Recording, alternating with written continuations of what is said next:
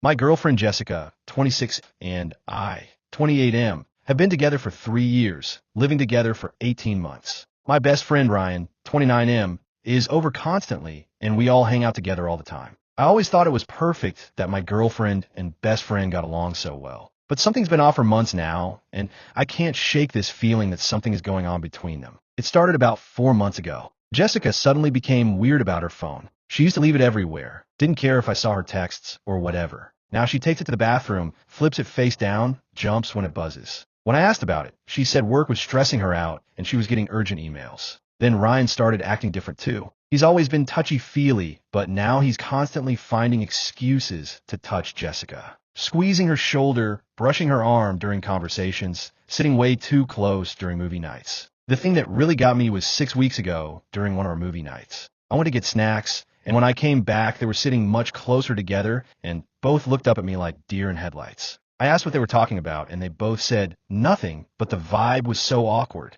Since then, I keep catching them sharing looks across the room, having little inside jokes I'm not part of. Jessica brings up Ryan constantly now. Ryan said this, or Ryan thinks that. She suggests group activities with him, even when I haven't mentioned wanting to hang out with anyone. Here's where it gets suspicious. Jessica's work schedule and Ryan's free time keep lining up perfectly. She'll say she's working late on the same days Ryan tells me he's free. Ryan works from home, so he can basically do whatever he wants during the day. Last week, Jessica said she had to work late several nights for some big project. The second night, I decided to surprise her with dinner at her office. I drove to her building, and the parking lot was empty. The whole place looked closed. Her car was nowhere. I called her, and she seemed panicked, said they decided to work from a colleague's house instead. That made no sense, but I didn't want to accuse her of lying. So I drove by Ryan's place, and Jessica's car was parked right outside. I sat there for 2 hours trying to convince myself there was an innocent explanation. Then around 10:30 p.m., Jessica came out of his building looking completely disheveled. Her hair was messy, clothes wrinkled. She was adjusting her shirt. She sat in her car for several minutes before driving home. I pretended to be asleep when she got back. She went straight to the shower without saying a word to me. That's when I did something I'm not proud of. I checked her Wi-Fi history. I know it's a violation of privacy, and I felt sick doing it, but I needed to know if I was going crazy or if my suspicions were real. What I found made my stomach drop. Dozens of searches from Jessica's devices. How to know if you're emotionally cheating. Signs you're falling for someone else. How to end a relationship without hurting someone. How to have an affair without getting caught. How to tell if your boyfriend's suspect you're cheating. The most recent one was 2 days ago. How to break up with someone you live with. There were also searches for hotels in our area and how to delete search history, which explains why some of the activity seemed to vanish completely. I could see when she'd been searching for deletion methods because those searches were still there, but then there would be suspicious time gaps where nothing showed up despite her being online. The timeline showed this had been going on for at least 8 months.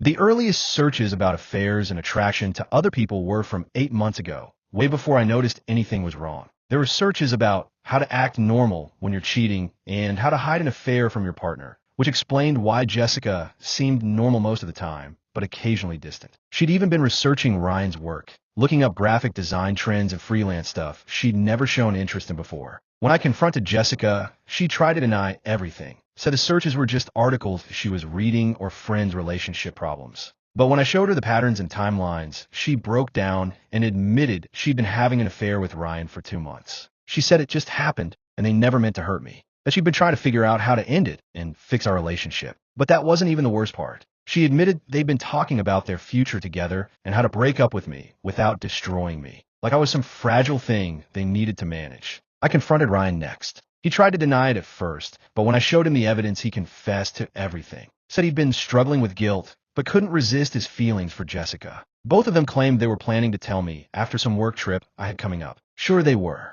Jessica moved out immediately. I haven't spoken to Ryan since. I keep thinking about how they were planning my life behind my back while pretending to be the two people who cared about me most. The worst part is wondering how long they were lying to my face. Every time we hung out, every time Jessica said she loved me, every time Ryan acted like my best friend, how much of it was fake? I feel like such an idiot for not seeing it sooner. But I'm also glad I trusted my gut and found out the truth instead of continuing to live in their lie. Update 1 to 3 weeks later. Well, this has gotten more complicated than I expected. Both Jessica and Ryan have been blowing up my phone nonstop, trying to get me to forgive them. Jessica keeps sending these long texts about how sleeping with Ryan was a mistake, and she realizes I'm who she really wants to be with. Now, she's claiming it was mostly emotional and Ryan was the one who pursued her. Funny how the story keeps changing. Ryan is taking the "I'm so sorry I betrayed our friendship" approach while also saying his feelings for Jessica are genuine and maybe we can all be friends again someday. The audacity is unreal. The worst part is they've been going to our mutual friends telling different versions of what happened.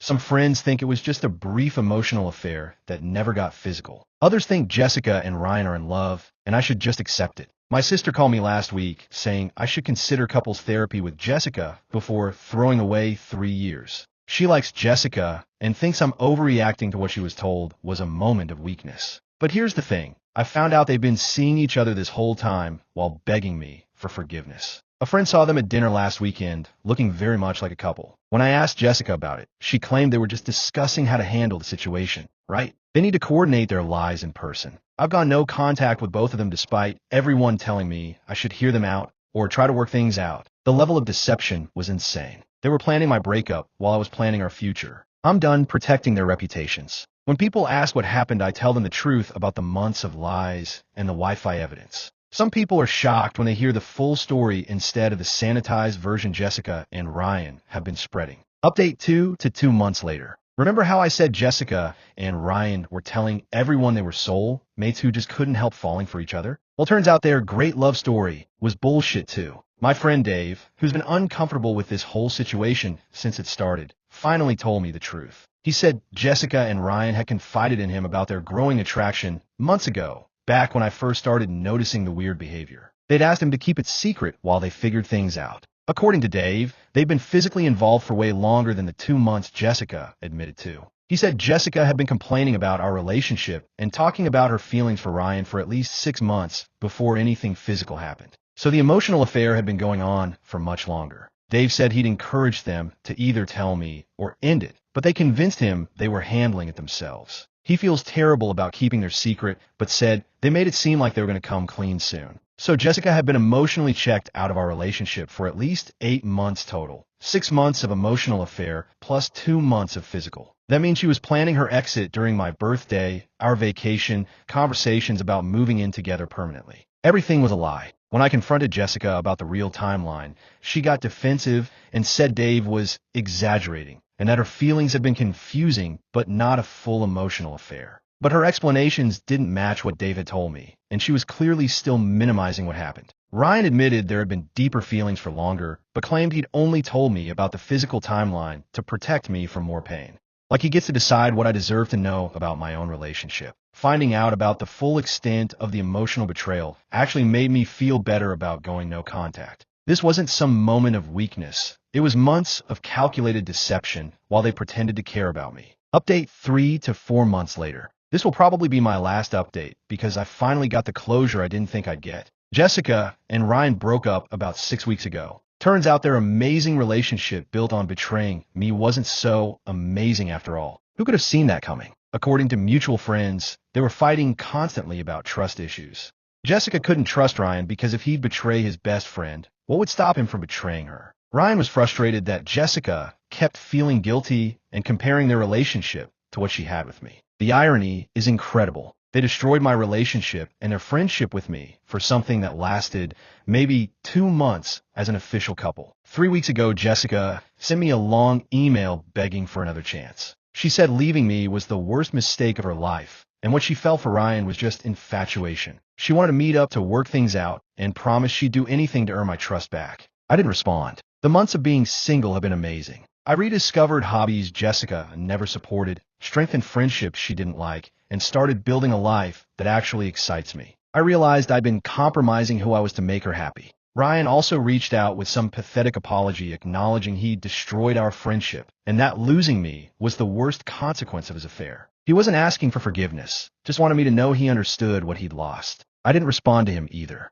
Our friendship was never real if he could lie to my face for months. The craziest part was when Jessica started contacting my family asking them to convince me to give her another chance. She called my sister crying about how much she missed me and had learned from her mistakes. My sister said something felt manipulative about it, like Jessica was more upset about losing what she wanted than understanding what she'd done to me. I told my family to stop taking her calls. Last week I heard Ryan got a job offer in another city and decided to take it. Apparently, he's been struggling with his social fallout here and want a fresh start. Good. Actions have consequences. I'm dating again now and taking it slow. I'm more cautious about trusting people quickly, but also more confident in my ability to spot red flags and build something real with someone who actually deserves it. Jessica and Ryan can have their drama. I'm building something better. Update 4 to 6 months later. I wasn't planning on posting again, but something happened last week that was so insane I had to share it. Jessica showed up at my apartment. I was getting ready for a date when someone knocked on my door. I looked through the peephole, and there she was, holding flowers and looking like she'd been crying.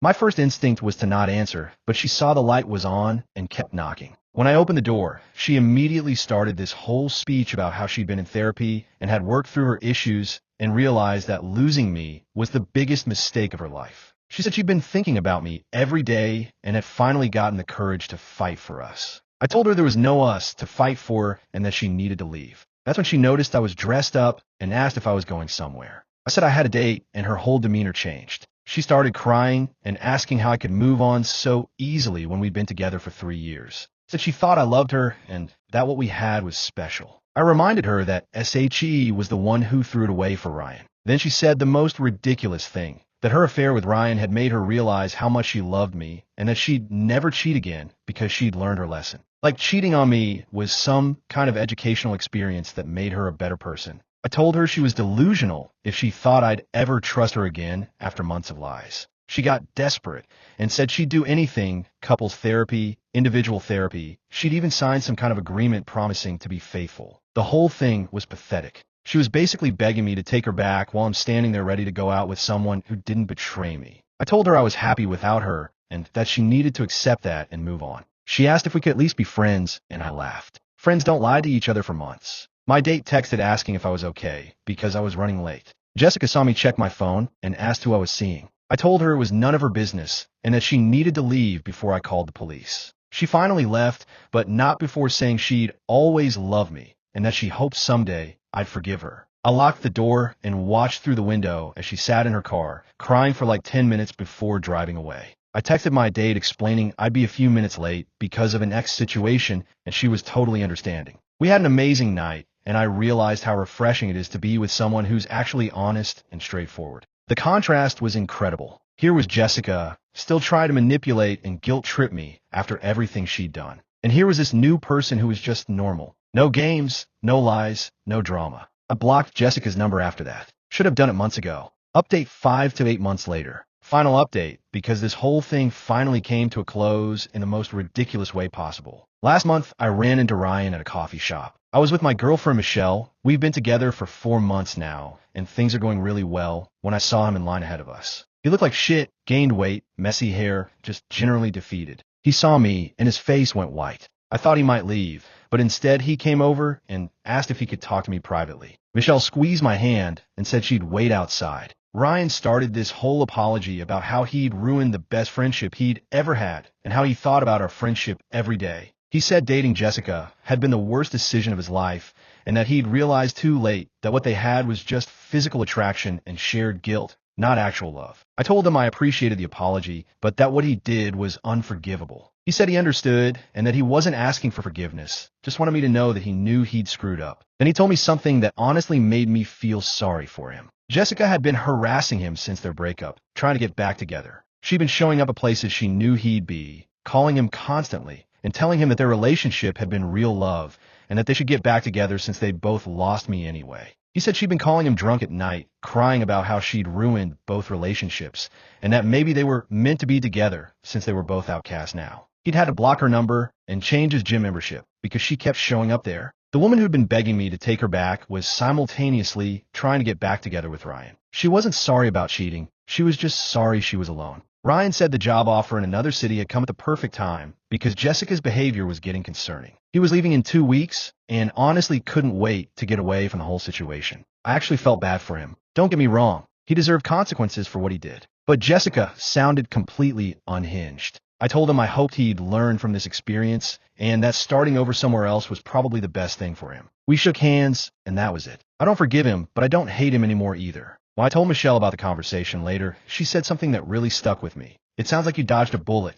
If someone will betray you once, they'll do it again. She's showing both of you who she really is. She was right. Jessica didn't cheat because she was confused or unhappy or going through a rough patch. She cheated because that's who she is, someone who lies and manipulates to get what she wants, and then plays victim when there are consequences. I'm grateful every day that I found out when I did instead of wasting more years with someone like that. The Wi-Fi history thing seems almost silly now, but it saved me from potentially marrying someone who would have cheated on me again and again. Michelle and I are talking about moving in together soon. She's nothing like Jessica, honest, straightforward, actually supports my interests and friendships. It's wild how easy a relationship can be when you're with someone who actually respects you. For anyone going through something similar, trust your instincts. If something feels wrong, it probably is. Don't let people gaslight you into thinking you're paranoid or overreacting. And once someone shows you they can lie to your face for months, believe them the first time. Jessica and Ryan can have their drama. I'm done being part of their story. Thanks to everyone who followed this mess and offered support.